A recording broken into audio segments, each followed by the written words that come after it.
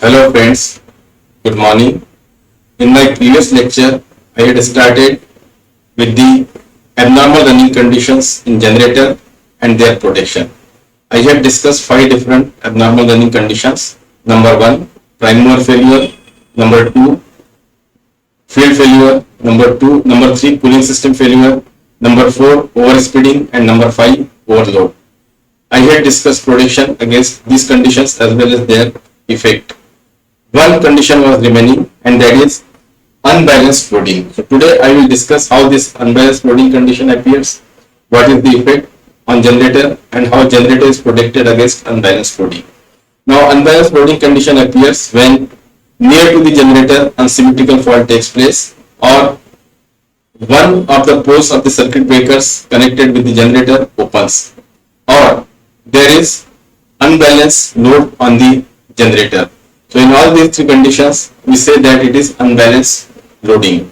So during unbalanced loading, negative sequence component of the current also flows in the circuit.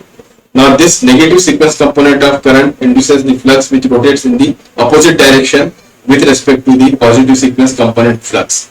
This induces double frequency EMF in the rotor, approximately 100 Hz frequency, and due to this double frequency EMF induced in the rotor, current starts flowing in the rotor, and that causes heating of the rotor. Now for how much time this unbalancing is permitted, that depends on the quantity or amount of unbalancing. Higher the unbalance, less will be the time permitted. So if you draw the characteristic of this with respect to time, then this is the heating characteristic of the machine. H is proportional to I square T.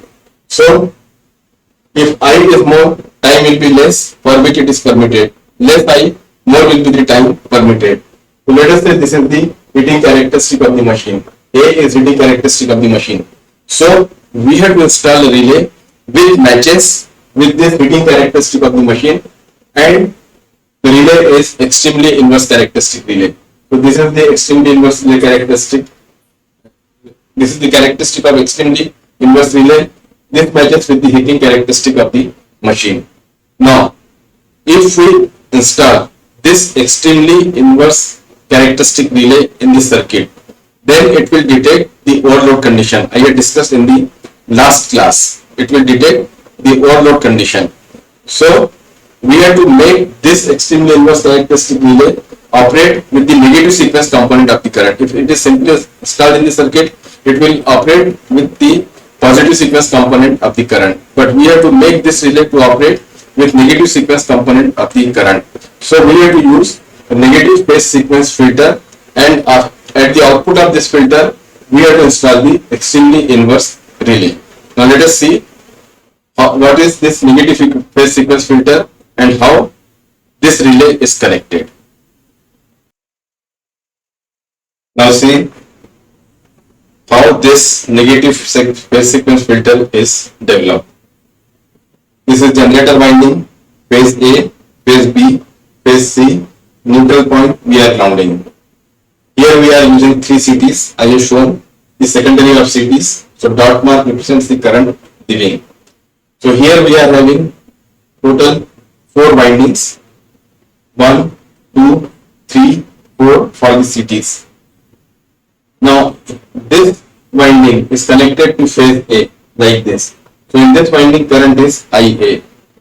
This winding is connected to phase B like this. So current is flowing in this direction, that is IB. Now same current is flowing through this third winding. It is in this direction, that is IB. And fourth winding is connected to phase C. Current is flowing like this, IC. So here if you observe, it is current IA minus IB. Here if you observe, it is IB minus IC.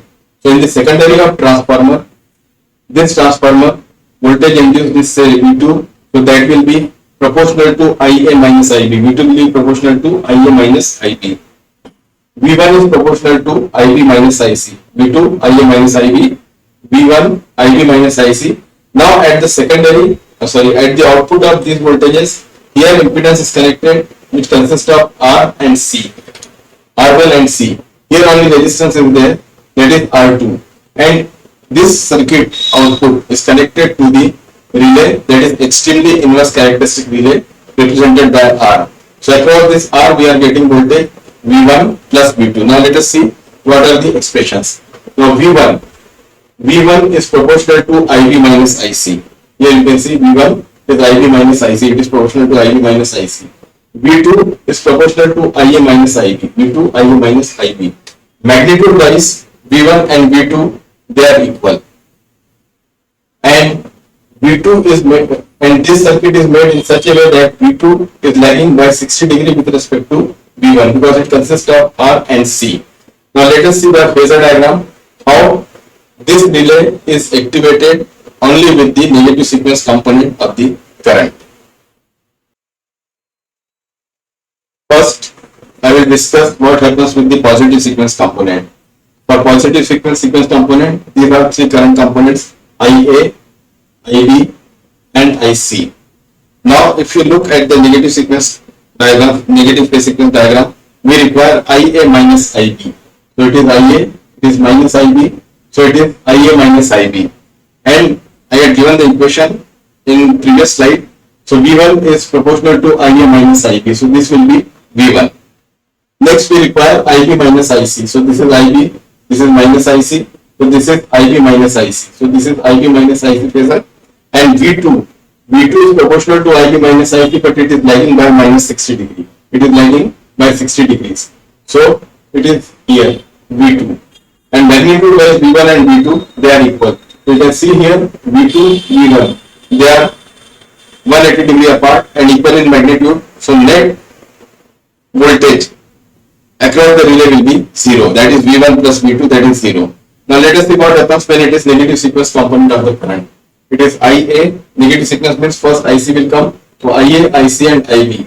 So first we find IA minus IB. This is minus IB. So this is IA minus IB. That is V1 proportional to IA minus IB. Then this is minus IC. Then we require IB minus IC. So this is IB minus IC. And V2 is proportional to IB minus IC at 60 degree lagging. So it is IB minus IC. This is 60 degree lagging. So this is V2. This is V1. This is V2. If we take phasor sum VR, that is V1 plus V2, that is not 0. So this voltage across relay or voltage across relay will appear only when there is negative sequence component of the current. And magnitude of this voltage depends on the magnitudes of current IA, IB and IC. It means how much unsymmetry is there, that is decided by this VR and which is decided by the negative sequence component of the current. So if we are installing extremely inverse characteristic relay across this negative phase sequence component, it will detect the unbalanced loading condition because it is detecting the heat generated in the rotor, and that is in the rotor is developed by means of negative sequence component of the current only. That is when there is unbalanced loading. So till now I have discussed all the faults taking place in the generator and corresponding protection. Also I have discussed different abnormal running conditions in the generator, their effect, their causes and their protection. Now let us come to the final part, that why we say that generator protection is complicated. Now let us see what is the answer. Generator at the output side is connected to the bus bar, so it is generating large power. Now this generator is associated with other systems. One is exciter, that is for excitation of the field winding. Then it is connected to prime mover to drive the generator. Now this prime mover is getting steam from the boiler. Boiler is getting coal, and this coal is coming to this coal mill through the other systems. There is also cooling system. Now suppose there is fault on the generator, or it is not on the generator, it is external fault and generator is stripped. So when generator is stripped, power output is not there, but steam input to the turbine is there, it is connected to the prime mover and excitation is there. So suddenly the load is not there or fault is there. Suddenly load is not there means external fault and generator is isolated. Fault is there means generator some fault is there on the generator and generator circuit breaker is tripped. But this exciter is connected there. So it is due to this exciter, generator is developing the EMF. Due to this prime mover, it is generating the electrical power. So immediately when generator circuit breaker is tripped, we have to remove this exciter from the generator, as well as we have to stop the prime mover. Now if we have to stop the prime mover, we have to stop steam input to the turbine. If we have to stop steam input to the turbine, then we have to stop coal supply to the boiler. If we have to stop coal supply to the boiler, we have to stop the coal mill, and input to the coal mill should be stopped. So there are a number of operations required in this side, as well as we have to remove or we have to disconnect this exciter also. So whatever energy is there in the field, that we have to dissipate. So here also few operations are required. Then after this, we have to allow the generator to slow down with cooling system on, so that the windings get cooled. So number of operations are performed when generator is tripped. Therefore, it is said that generator protection is complicated. Under normal condition, the exciter remains connected to field winding. So let us say 3 dash are field terminals and 1 dash are the exciter terminals. So 3 will be connected to 1 and 3 dash, this is 3 dash. This will remain connected to 1 dash. So circuit will be this, it is here and it is here. So exciter will remain connected to FF, that is field winding, and generator is, and alternate is getting field supply. Now when generator is tripped, we have to dissipate, we have to disconnect this exciter, number 1. Then whatever energy is stored in this field winding, that we have to dissipate. So for dissipation of this energy, we are connecting a resistance, say R. So 3 is disconnected from 1 and it is connected to 2. 3 dash is disconnected from 1 dash and it is connected to 2 dash. So field winding will be connected across this resistance. So current will flow and whatever energy is there, that is dissipated in the resistance. So this is what we have to perform. This is the operation which we have to perform to remove the exciter and suppress the field. So that is all about generator. Friends, if you feel this video lecture useful, then please like it, subscribe to my channel, ask your friends, colleagues and juniors to subscribe to my channel for upcoming video lectures on high voltage engineering and power system protection. If you want to make effective and efficient use of your time, then read my book on time management. The link for the book is given in the description box. I have launched a useful course for the students on UDEMY. It is very useful course for the students who are preparing for the entrance and competitive exams. The link for the course is also given in the description box. Thank you.